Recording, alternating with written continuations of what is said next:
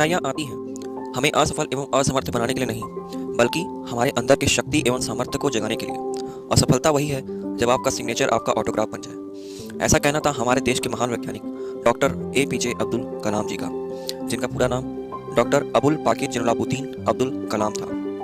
अब्दुल कलाम का जीवन बड़ा ही संघर्ष भरा था। जैसा कि हम उन्हें देखते थे कि वो कितने बड़े कार्य किए और भारत को बहुत ऊंचा नाम दिया, इसके पीछे की कहानी बहुत ही लंबी और कठिनाइयों भरी है। तो आइए शुरू से अब्दुल कलाम जी के जीवन की परिचय को देखते हैं। अब्दुल कलाम जी का जन्म सन 15 अक्टूबर 1931 के तमिलनाडु के रामेश्वरम शहर में हुआ था। इनके पिता पेशे से एक नाविक थे जो रामेश्वरम आने वाले यात्रियों को नाव में सफर कराया करते थे। इनकी माँ एक हाउसवाइफ थी जो कि अब्दुल कलाम को अच्छे भोजन कराती थी। इनके परिवार की आर्थिक स्थिति बहुत ही कमजोर थी, लेकिन अब्दुल कलाम की पढ़ाई में लगन को देखकर इनके माता पिता हमेशा इन्हें सपोर्ट करते थे। अब्दुल कलाम को बचपन से ही पढ़ने का बहुत शौक था। अब्दुल कलाम जी जब 5वीं कक्षा में पढ़ते थे तो उन्होंने आकाश में उड़ती पंछियों को देखकर ये सोचना चालू कर दिया था। उनके अंदर ये लालसा आ गई थी कि आखिर ये पंछी उड़ते कैसे हैं, इनके पीछे का विज्ञान क्या है। एक दिन उन्होंने अपने शिक्षक से पूछा कि गुरुजी, ये पंछी आखिर उड़ते कैसे हैं। तो गुरुजी ने उनकी इस प्रश्न को सुनकर थोड़ा देर सोचा और फिर उन्हें चिड़ियों की आकार के बारे में बताया और उन्होंने कि मैकेनिज्म को भी समझाया। उसके बाद से अब्दुल कलाम जी हमेशा इसी सोच में डूबे रहते कि एक दिन मैं भी ऐसा ही उड़ सकता हूँ आसमान में। और इसी के लिए वो सुबह 4 बजे उठकर गणित की कक्षा के लिए नहाकर अपने गुरुजी के पास जाते। गुरुजी का ये कहना था कि जो भी लड़का सुबह 4 बजे उठकर नहा धोकर समय पर अपनी किताब पुस्तक लेकर मेरे यहाँ आएगा, मैं बस उसी को गणित पढ़ाऊंगा। तो अब्दुल कलाम जी के अंदर तो लालसा ही थी, तो वो भी अपना कॉपी कलम लेकर सुबह 4 बजे नहाकर गणित की कक्षा के लिए चले जाते थे।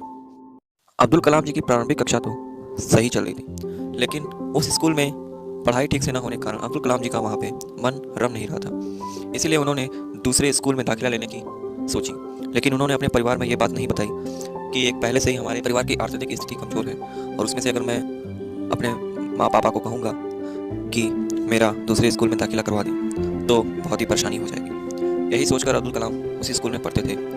और एक बार जब वो 12 साल के हुए तब एक चक्रवात में उनके पिता की नाव टूट गई, जिसकी वजह से उनके घर का 2 वक्त का खाना भी बंद हो गया था। इसके लिए अब्दुल कलाम जी ने अखबार बेचने का काम शुरू कर दिया था। वे सुबह अपनी साइकिल पे अखबार लेकर आते और उसे जगह जगह जाकर बेचते। अखबार बेचने से जो पैसे मिलते उसे अपने घर में देते और अपना आर्थिक स्थिति को चलाते। कम से कम 1 वक्त का रोटी तो उनको मिलता था। अब्दुल कलाम जी की माँ ने जब अब्दुल कलाम जी को पढ़ते हुए देखा तो उनसे रहा न गया। उन्होंने एक लालटेन अब्दुल कलाम जी को खरीद कर दी, जिससे अब्दुल कलाम बहुत खुश हुए और कहने लगे, अब मैं रात के 11 बजे तक पढ़ सकता हूँ और अपने सपने साकार कर सकता हूँ। अब एक समय आया जब उनकी प्रारंभिक शिक्षा पूर्ण हुई। अब उन्होंने ग्रेजुएशन करने के लिए मद्रास इंस्टीट्यूट ऑफ टेक्नोलॉजी में एडमिशन ले लिया, यानी MIT में। वहाँ से उन्होंने ग्रेजुएशन करने के बाद उनके मन में ये इच्छा थी कि मैं पायलट बनूँ। अब वो पायलट बनने के लिए आवेदन भी किए, जिसमें कि 22 लड़कों में से 8 का सिलेक्शन हुआ था, जिसमें से अब्दुल कलाम जी का जो रैंक था वो 9वां था, जिससे कि उनका सिलेक्शन छट गया। और यहाँ तक अगर हम लोग होते तो हार मानकर बैठ जाते, रोना गाना विलाप करना शुरू कर देते। लेकिन अब्दुल कलाम जी के अंदर इंजीनियरिंग को लेकर बहुत बड़ी ही क्षमता थी। उन्होंने जैसे ही देखा मेरा सफलता इस लाइन में नहीं है, उन्होंने तुरंत उस पायलट की को त्याग कर अपनी इंजीनियरिंग के लाइन पर आ गए और इंजीनियरिंग के आधार पर उन्होंने पढ़ाई की। और पढ़ाई करने के बाद उन्हें DRDO में दाखिला मिल गया, जिसमें कि वो अपना कार्य संपन्न किया करते थे। DRDO में कार्य करने के बावजूद भी अब्दुल कलाम जी को ऐसा लगता था कि ये कार्य इतना महत्वपूर्ण नहीं है, जिसमें कि समय समय से आओ और समय से जाओ। उन्हें ये रमता नहीं था, इसीलिए उन्होंने इसरो का आवेदन किया। तो उनका जो एडमिशन है इसरो में बतौर एरोस्पेस साइंटिस्ट के रूप में हो गया, जिसकी वजह से अब्दुल कलाम जी एक साइंटिस्ट बन गए थे। और उनके साइंटिस्ट बनने के बाद ही उन्होंने अपने सहनशीलता, अपने संघर्ष किए हुए अपने बुद्धि और दिमाग को मिसाइल्स बनाने में लगा दिया और न्यूक्लियर नेशन जैसे अमेरिका और चाइना को मुंह तोड़ जवाब देते हुए भारत को भी न्यूक्लियर नेशन में शामिल कर लिया, जिसमें कि उनकी मिसाइल अग्नि, पृथ्वी और कई सारी मिसाइलें उन्होंने बना के कायम की, जिसकी वजह से उनका नाम the missile man of India पड़ा।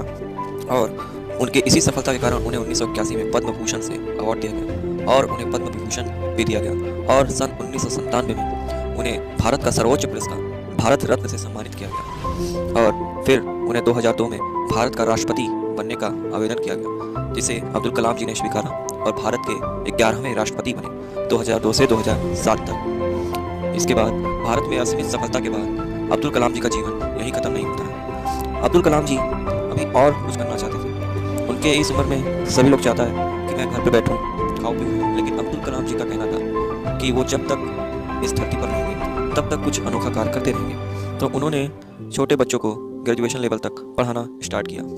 पढ़ाते हुए एक दिन ऐसा आया जब वो मेघालय में शिलोंग में अपना लेक्चर दे रहे थे, तभी उन्हें कार्डियक स्पार्क के साथ उनकी 27 जुलाई 2015 को डेथ हो गई। सपने वो नहीं होते जो आप सो कर देखते, सपने तो वो होते हैं जो आपको सोने नहीं देते। तो हमारे भारत देश की सबसे बड़ी शान डॉक्टर APJ अब्दुल कलाम जी को एक बार श्रद्धांजलि देते हुए हम लोग बोलते हैं, अब्दुल कलाम अमर रहे, भारत माता की जय, जय जवान जय किसान, अब्दुल कलाम अमर रहे।